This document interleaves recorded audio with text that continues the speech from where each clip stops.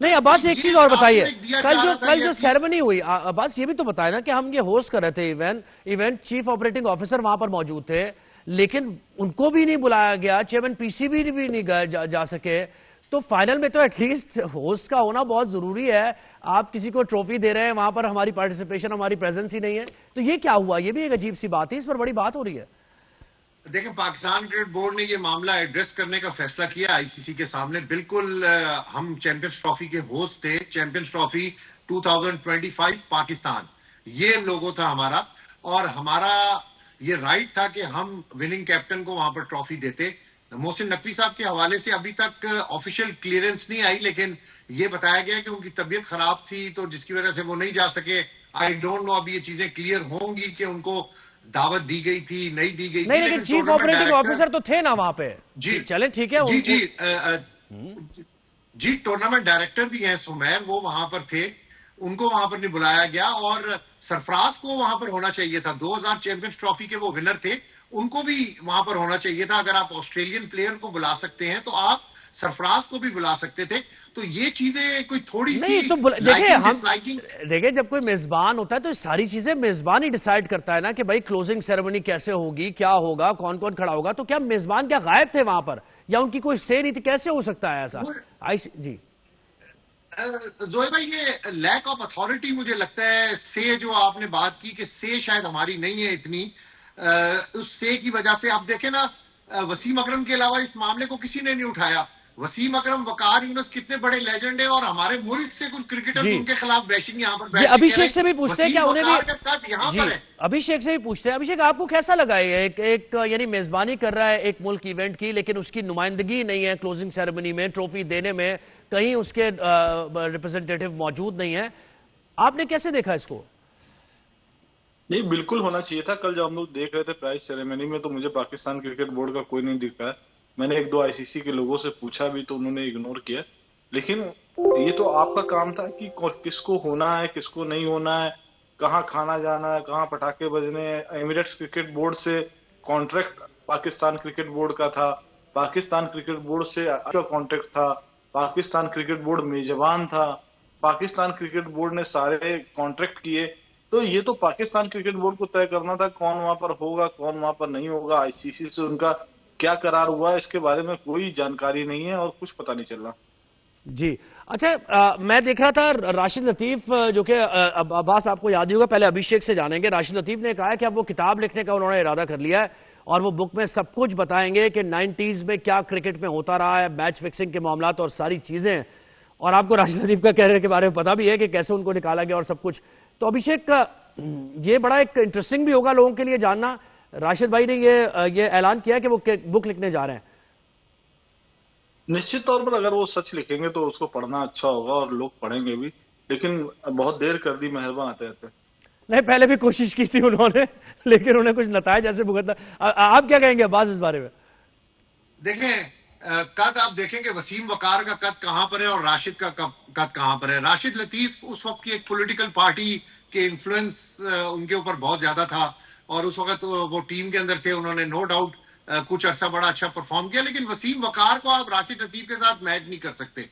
वो थोड़ा सा जेलिसी फैक्टर है, बहुत थोड़ा नहीं बल्कि बहुत ज्यादा जेलिसी फैक्टर है। तो जाहिर बात है कंट्रोवर्सी क्रिएट करेंगे तो आप मार्केट के अंदर बिकेंगे।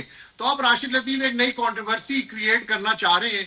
वो बात हुई कि देर कर दी मेहरबान आते आते, अब वो वक्त गुजर गया, वो टाइम गुजर गया।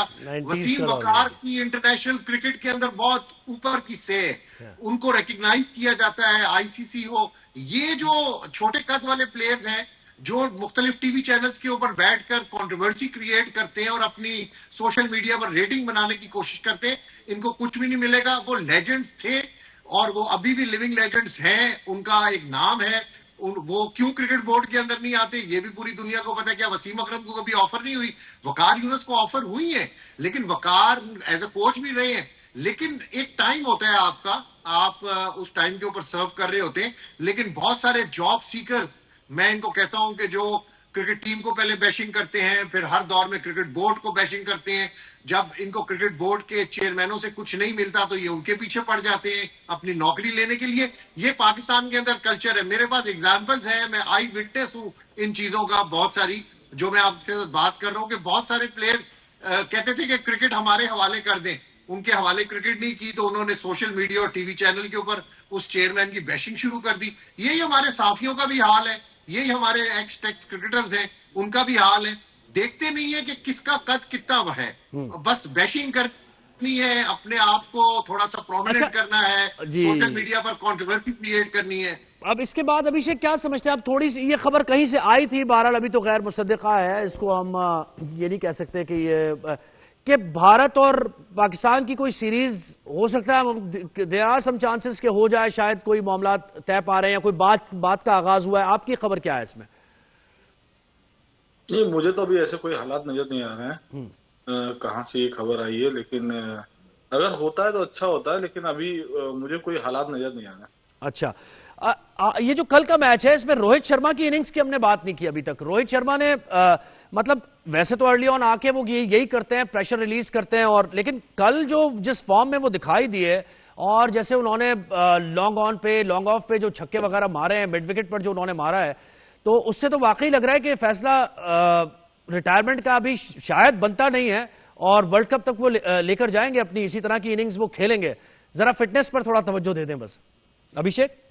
देखिए, फिटनेस पे तो वो तवज्जो दे नहीं रहे हैं जितना मैं लगातार प्रैक्टिस सेशन कवर करता हूँ, बाकी चीजें कवर करता हूँ, लेकिन जब तक हमारे कहते हैं जब तक बल्ला चल रहा तब तक ठाठ है। तो उनका कल बल्ला चल गया।